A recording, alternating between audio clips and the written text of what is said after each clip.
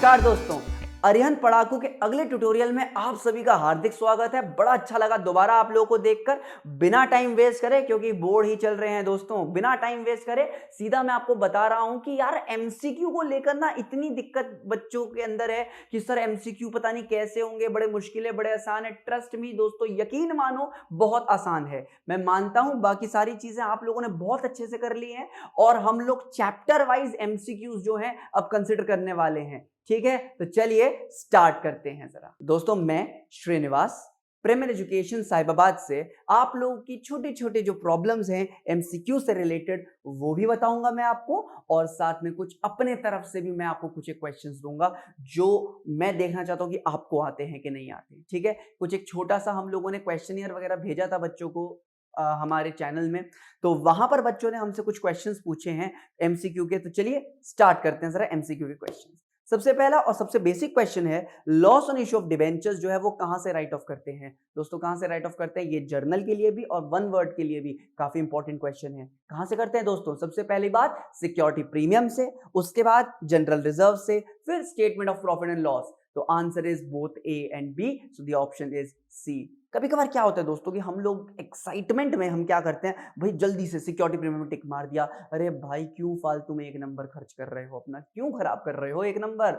Option पढ़ो यार, ढंग से ऑप्शन पढ़िए। आपके पास 180 मिनट है ना, और 80 नंबर ही तो लाने हैं ना बस, तो भैया अच्छे से टाइम खर्च करो, क्वेश्चन पढ़ो ध्यान से। आधी से ज्यादा गलतियां तभी हो जाती है कि बच्चा एक्साइटमेंट में कुछ और टिक करके आ जाता है। Read the question very carefully, right? तो आप option is C, both A and B. आइए इसके बाद देखते हैं बच्चों ने हमसे क्या क्वेश्चन पूछा है। अगला है कि पार्टनरशिप, याद करिए दोस्तों, याद करिए, ध्यान से समझिएगा। पार्टनरशिप में इंटरेस्ट ऑन ड्राइंग्स कैलकुलेट अगर आपको करना है, और अगर at the end of the quarter आप ड्राइंग कर रहे हैं, तो महीने कितने लगेंगे? बच्चों वाला सवाल है, एंड द आंसर इज 4.5 महीने। याद है ना इसका लॉजिक? पहले ड्राइंग के बाद कितने महीने? 9 महीने, प्लस आखिरी ड्राइंग के बाद 0/2, तो द आंसर इज 4.5। अगर यही होता at the beginning of every quarter, तो the answer would have been, बताइए, गेस करिए। चलिए काम करिए, कमेंट सेक्शन में लिख दीजिएगा आंसर इसका।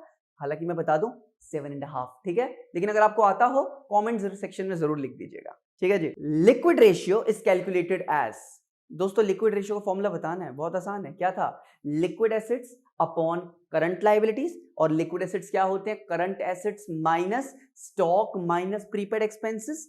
सो the option is D, D for dog, option D है हमारा। अगला जो सवाल है वो है हमारे पास, debentures are issued at par with the condition that redemption will also be at par।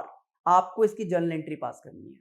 ठीक है, तो दोस्तों इसकी वैसे तो चलिए 2 एंट्रीज हैं, याद करिए, बहुत बेसिक सा पॉइंट। क्या थी एंट्री? सबसे पहली bank account debit to debenture application, अगली एंट्री क्या थी? Debenture application to percentage debenture, right? So यही है हमारे पास option number A and B, so the answer is C, both A and B.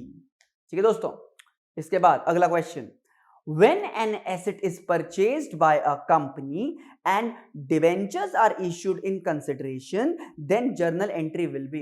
आप बताइए दोस्तों क्या जर्नल एंट्री होगी जब आप जो है एसेट को खरीदते हो और अगर आप डिवेंचर्स देते हो? वैसे तो देखिए दोस्तों, आप लोगों ने 2 एंट्री कर रखी होंगी, लेकिन अब एग्जाम में देखिए, एग्जाम में तो कुछ भी ऑप्शन आ सकते हैं ना, तो आपको ऑप्शंस में बेस्ट ऑप्शन चूज करना है, and the best option is vendor account debit to percentage debenture, and the answer is B. Is it clear? ठीक है दोस्तों, चलिए इसके बाद अगला एक और क्वेश्चन, बहुत अच्छा सा क्वेश्चन है। पिंकी चिंकी आपके पास 2 पार्टनर्स हैं, 2:3 रेशियो है। अकाउंटेंट ने अकाउंटिंग फाइनलाइज कर दी, पिंकी डिसएग्री करती है क्योंकि पिंकी कहती है मेरा कैपिटल डेबिट नहीं हो सकता। ऑप्शंस आर, क्या पिंकी गलत है, क्या पिंकी सही है, अकाउंटेंट की गलती है, नन ऑफ द अबव। सवाल सब कुछ छोड़ो, सवाल क्या है? सवाल है क्या पार्टनर्स कैपिटल का डेबिट बैलेंस हो सकता है कि नहीं हो सकता? दोस्तों आप बताइए, हो सकता है कि नहीं हो सकता? ऑब्वियस सी बात है, हो सकता है। अगर ड्राइंग ज्यादा कर रखी हो, अगर लॉसेस ज्यादा हो जाए, तो क्या पार्टनर का डेबिट बैलेंस हो सकता है? हाँ, तो पिंकी जी आप एकदम गलत हैं, क्योंकि आपका डेबिट बैलेंस हो सकता है। ठीक है दोस्तों, ये तो कुछ एक जनरल क्वेश्चंस थे जो बच्चों ने भेजे।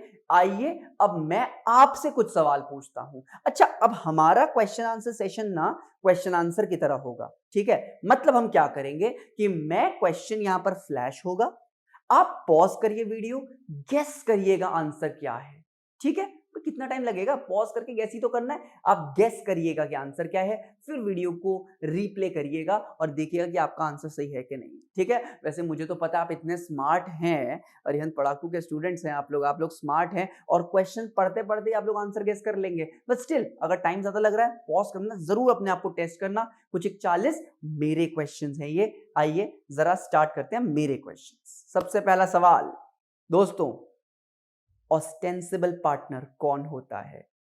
पहली बार नाम सुन रहे हो, ऑस्टेंसिबल पार्टनर कौन होते हैं? सुनिए दोस्तों, ऑप्शन ध्यान से सुनिएगा, ऑप्शंस बाद में पढ़ लेना, पहले समझो क्या कौन होते हैं। ऐसे पार्टनर जो सिर्फ फर्म में अपना नाम देते हैं, उन्हें ना प्रॉफिट से मतलब है ना कैपिटल से मतलब है, उन्हें कुछ नहीं चाहिए, उन्हें बस अपना नाम देना है। फॉर एग्जाम्पल, कुछ साल के बाद मान लेते हैं आप कोई बिजनेस स्टार्ट करो, आप कोई कोचिंग सेंटर स्टार्ट करो और आप मेरे पास आके बोलने लग गए श्रीनिवास सर एक काम करो, आप बस अपना नाम दे दो हमें कि श्रीनिवास सर इस एकेडमी के साथ, इस इंस्टीट्यूट के साथ जुड़े हुए हैं, ना मैं कोई कैपिटल कंट्रीब्यूट करूंगा ना मुझे प्रॉफिट का कुछ चाहिए, तो ऐसा पार्टनर होता है ऑस्टेंसिबल पार्टनर, ठीक है जी। आई बिलीव आप लोगों ने गेस कर लिया होगा अब तक, and the answer is C, do not contribute any capital and without having any interest in the business lend their name to the business. Is it clear?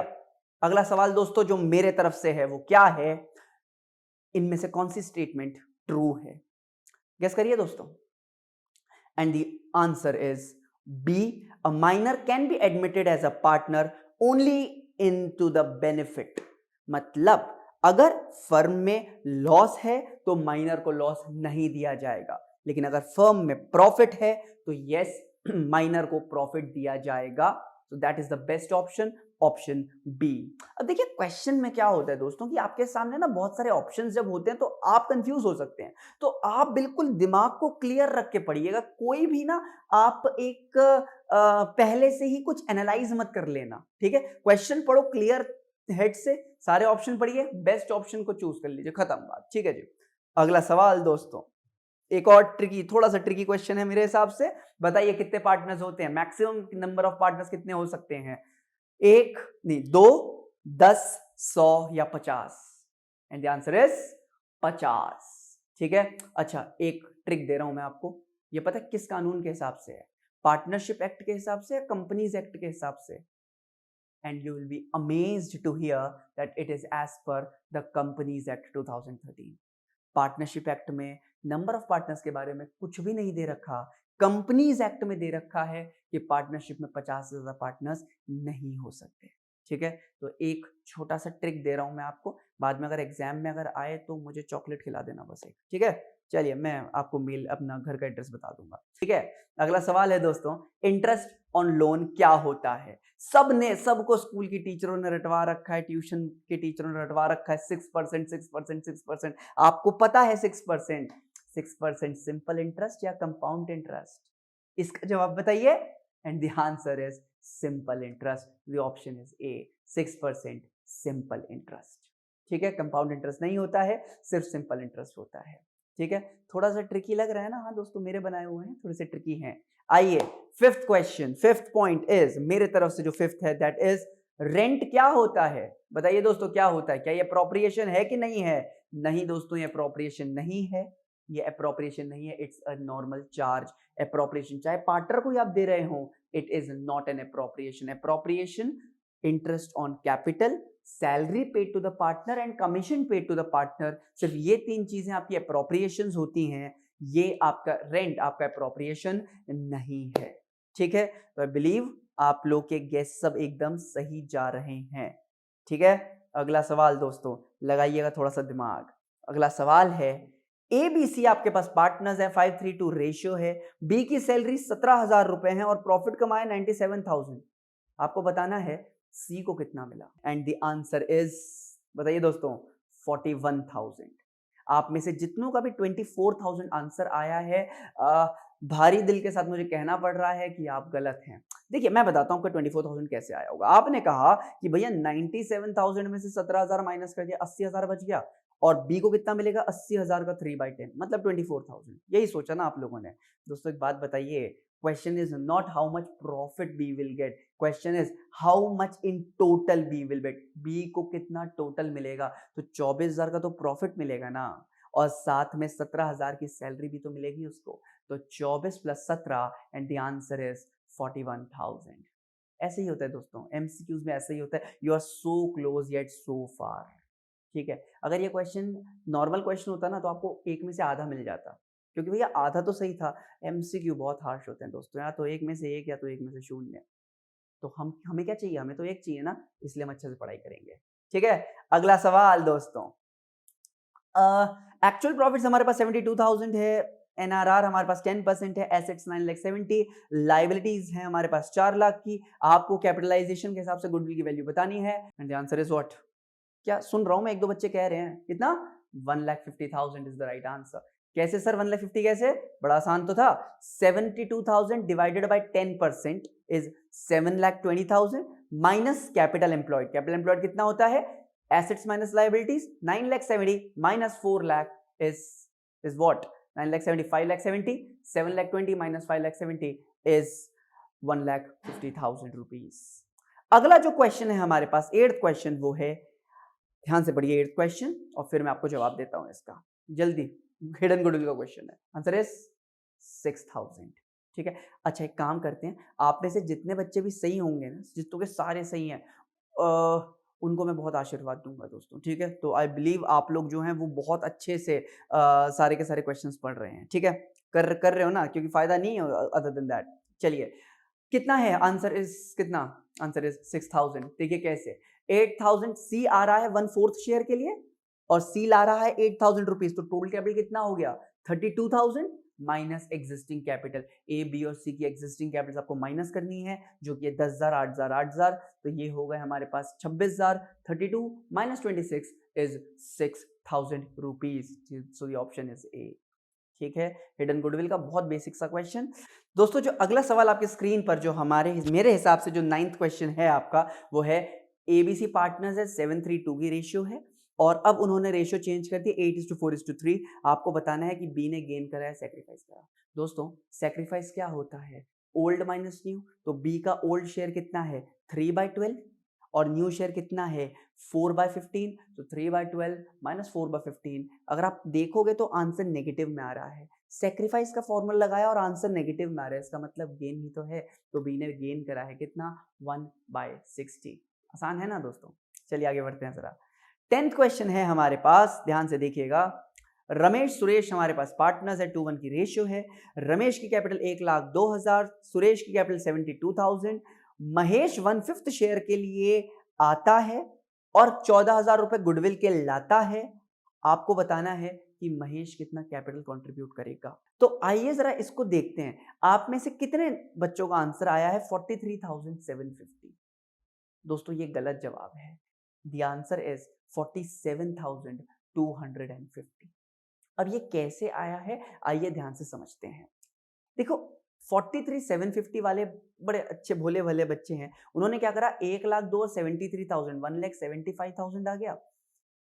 जो न्यू पार्टनर है वो 1/5 शेयर के लिए आ रहे हैं, तो उन्होंने क्या करा कि बाकी बचे हुए पार्टनर की 4/5 कैपिटल होगी, तो उन्होंने क्या करा, इंटू 5/4 कर दिया, तो 1,75,000 इंटू 5/4 इंटू 1/5, यही करा है आप लोगों ने। गलत जवाब है दोस्तों, क्योंकि जो इनकमिंग पार्टनर है वो गुडविल का पैसा भी तो ला रहा है।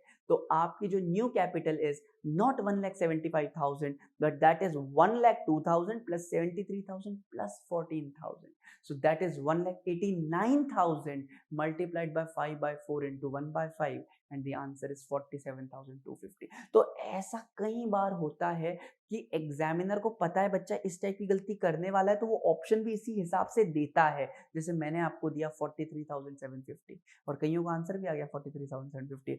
47,250 जितनों का आया, वेरी गुड दोस्तों, वेरी गुड, आप लोग अपना दिमाग इस्तेमाल कर रहे हैं। आई वॉन्ट दिस दोस्तों कि आप दिमाग इस्तेमाल करिए, बहुत आसान है। या तो 20 में से 20 आप आराम से स्कोर कर सकते हो, नहीं तो आप रोगे दोस्तों कि इतना आसान क्वेश्चन और मैं नहीं कर पाया। ठीक है, याद रखना प्लीज।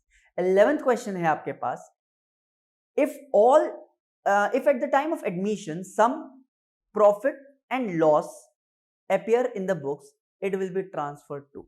बताइए, प्रॉफिट एंड लॉस एडजस्टमेंट में जाएगा, सारे partners, old partners, revaluation account. This is very simple, the answer is among old partners. ठीक है, एडमिशन के टाइम पर अमंग ओल्ड पार्टनर सारे के सारे प्रॉफिट्स एंड लॉसेस बंटते हैं। अगला जो सवाल है दोस्तों वो है आपके पास XYZ 3 पार्टनर्स है, 1/2, 2/5 और 1/10 इनकी रेशियो है और X रिटायर हो गया, आपको न्यू रेशियो बतानी है। एक बात समझिए जरा, इसका मैं एक छोटा सा ट्रिक बताता हूँ आपको। पहले ही बताओ ओल्ड रेशियो क्या है। अगर 1/2, 2/5, 1/10 अगर आप करेंगे और अगर आप रेशियो निकालेंगे तो रेशियो 5:4:1 और X जा रहा है और कुछ भी नहीं दे रखा, तो जो बंदा जा रहा होता है ना उसको हटा दो, रेशियो क्या बची 4:1 एंड द आंसर इज 4:1। ठीक है, पक्का। आप इसे कैलकुलेट वगैरह भी कर सकते हैं, लेकिन मैंने आपको एक ट्रिक बताया है। लेकिन अगर ये दे रखा होता कि x इसको किसी एक पर्टिकुलर रेशियो में बांट रहा है अमंग y एंड z, तो आंसर अलग हो सकता था, होता रादर। ठीक है, but still in this case जो जा रहा है उसको छुपा दो, so the ratio is 4:1। Is it clear? 13th question from my side. दोस्तों ध्यान से पढ़िएगा क्वेश्चन और फिर गेस करिएगा आंसर क्या है। पढ़ लिया? पक्का। जब old partners when only old profits and loss share is given, gaining ratio of the remaining partner will be. कई बच्चों ने 1:1 गेस करा होगा, is the wrong answer. Answer is old ratio. कई बच्चे कहते हैं कि सर जब रेशियो गिवन नहीं होता तो 1:1 होता है। दोस्तों क्या बोल रहे हो, ऐसा नहीं होता। जब रेशियो गिवन नहीं होता तो प्रॉफिट शेयरिंग रेशियो 1:1 होता है, सारी रेशियो थोड़ी ना 1:1 होती है। तो अगर कुछ भी ना दे रखा हो तो गेनिंग रेशियो क्या होगी, जो ओल्ड प्रॉफिट शेयरिंग रेशियो है। तो the answer is old ratio. 13th question. Is it clear? दोस्तों दिमाग लगाओ थोड़ा सा, ठीक है।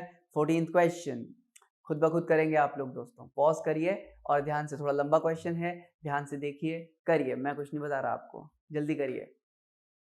आई बिलीव आप लोगों ने देखा, करा आप लोगों ने, एंड द आंसर इज, बहुत आसान तो है बेटा। एक बात बताओ, आपको बी का कैलकुलेट करना है। बी जो है उसकी 70,000 की कैपिटल है और जो भी उसका प्रॉफिट शेयर है वो उसको दे दो।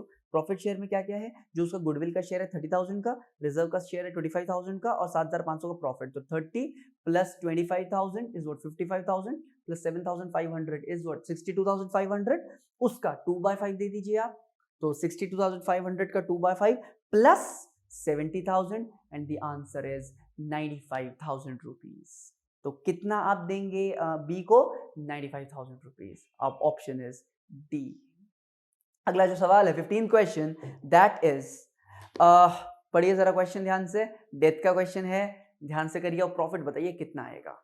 ठीक है, सब कुछ सोचना है दोस्तों, और अगर आप 10 से 12 सेकंड में सबके आंसर दे रहे हैं इसका मतलब बहुत अच्छा कर रहे हैं आप। और अगर आप ज्यादा टाइम लगा रहे हो तो आपको बहुत प्रैक्टिस करने की जरूरत है। और भाई जल्दी से वीडियो देखना, कमेंट करना अच्छे से, और उसके जल्दी से जाके पढ़ाई करना। ठीक है, जल्दी सॉल्व करिए दोस्तों। And the answer is 4,000। आसान तो था ये। इस साल का इस सेल्स कितनी, 2 lakh multiplied by profit of previous year upon sales of previous year, तो multiply by 60,000 upon 6 lakh multiply by share of deceased partner, C मर रहा है, multiply by 1/5 and the answer is 4,000 rupees. चलिए आगे बढ़ते हैं जरा। 16th question, dash is the, ओ ये है भाई मेरा master class question, dash is the extra earning capacity of a business and the answer is gaining ratio. दोस्तों तभी तो गेन डेबिट सेक्रीफाइस हम करते हैं, क्योंकि जो गेन कर रहा है उससे पैसा पहले से ही निकाल लो, क्योंकि फ्यूचर में तो वो गेन करने ही वाला है ना। तो आंसर इज गेनिंग रेशियो। बहुत बहुत दिमाग वाला क्वेश्चन है ये दोस्तों, ध्यान से समझिए, सोचिएगा जरा, अंडरस्टैंड करिएगा, स्टडी करिएगा जरा इसके बारे में, अपने टीचर्स से पूछना कि ये क्या क्वेश्चन है, क्योंकि this is amazing question.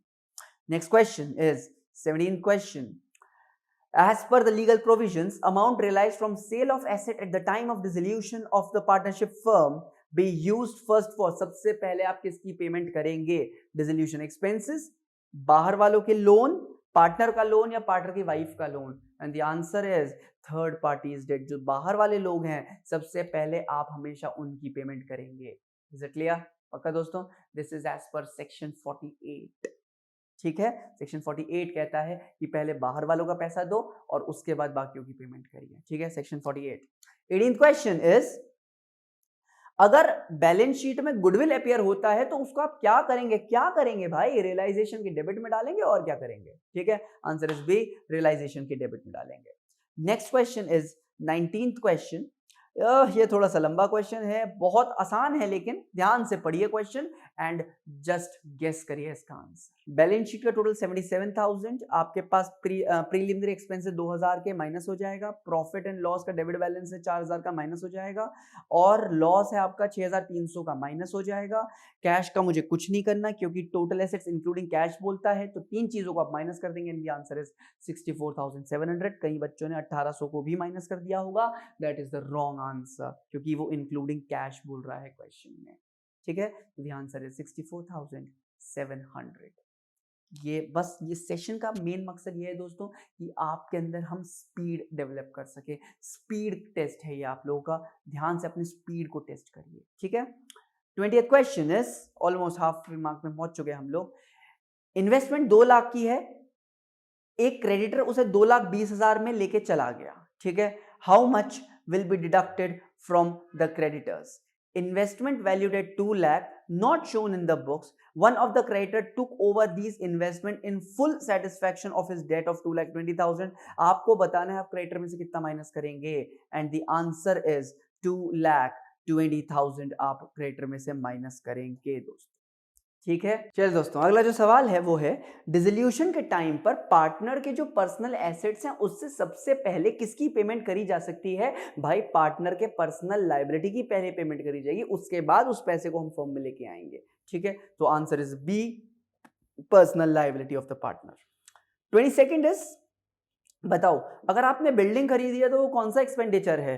Capital expenditure, revenue expenditure, both of the above, none of the above, and the answer is capital expenditure. तो कोई 11वीं का बच्चा अगर कोई वीडियो देख रहा है ये वो भी बता सकता है कैपिटल एक्सपेंडिचर।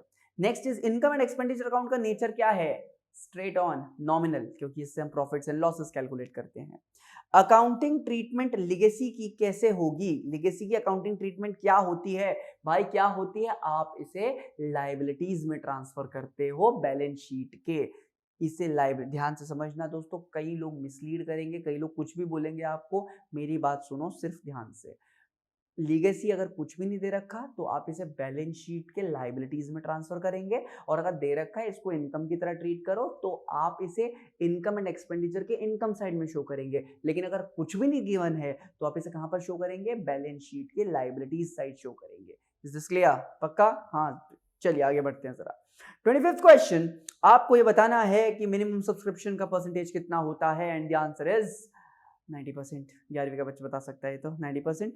आप क्वेश्चन की लैंग्वेज देख सकते हैं, क्योंकि क्वेश्चन की लैंग्वेज में कहीं भी मिनिमम सब्सक्रिप्शन वर्ड यूज नहीं कर रखा, बट स्टिल इस क्वेश्चन का मतलब मिनिमम सब्सक्रिप्शन ही है। अगला, ये आप में से कईयों को इसमें दिक्कत होगी, मिनिमम सब्सक्रिप्शन जो है वो कितने दिन के अंदर मिल जाना चाहिए, एंड द आंसर इज 130 दिन के अंदर मिल जाना चाहिए आपको।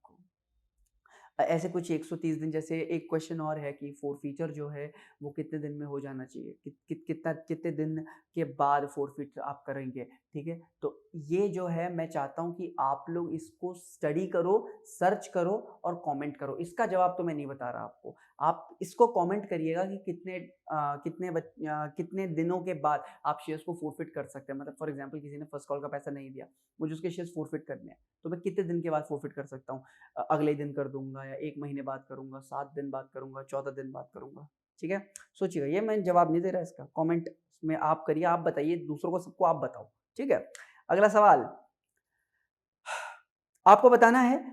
अच्छा, जब थोड़े बड़े हो जाते हैं ना क्वेश्चन, सीधा पहले क्वेश्चन पढ़ो। Amount of calls in arrears will be, calls in arrears कितना होगा? ठीक है, अब आपको सोचना यार सर कॉल्स इन एरियर्स बताना है मुझे, अनाप शनाप चीजें मत देखना। ठीक है, मतलब वो है ना कि वो चिड़िया की आंख आपको दिखनी चाहिए अर्जुन की तरह, बिल्कुल। तो अब आपको कॉल्स इन एरियर्स कैलकुलेट करना है, बाकी pro rata, first call, second call कुछ नहीं, सिर्फ कॉल्स इन एरियर्स। 3 रुपए 3 रुपए 2 रुपए 2 रुपए करके कॉल्स हैं। 500 वाले बंदे ने सिर्फ एप्लीकेशन और अलॉटमेंट का पैसा भिजवाया, और वाई ने आपको 400 वाला जो बंदा है उसने आपको फाइनल कॉल नहीं भिजवाया, तो 900 के आपको 2 रुपए नहीं मिले। 900 इंटू 2 इज 1800 रुपए आपको नहीं मिले, तो आंसर इज सी, 1800 रुपए। 28वां क्वेश्चन, आपको बताना है कि कैपिटल रिजर्व में कितना पैसा ट्रांसफर होगा। दोस्तों एक बात समझिए, 400 शेयर्स फोरफिट हो रहे हैं, and I want you to solve this question. ठीक है जी, पॉज करिएगा, क्वेश्चन आपके सामने है, टाइम लीजिएगा, सॉल्व करिएगा, फिर तो मैं आपको बता ही दूंगा। और आंसर इज इसका, देखो 8 रुपए कॉल्ड अप है, 5 रुपए बंदे ने भिजवाए, तो फोर फीचर में कितना आया होगा? 400 इंटू 5, हाँ के ना? तो 400 शेयर्स के 400 इंटू 5 आए, लेकिन रीइश्यू हो रहे हैं सिर्फ 300 शेयर। कई स्कूलों में कई मतलब किसी को मैं पर्सनली ब्लेम नहीं कर रहा, लेकिन फॉर्मूला बताया जाता है इसका दोस्तों। फॉर्मूला सब बोगस चीज़ है, लॉजिक्स का इस्तेमाल करिए, ठीक है।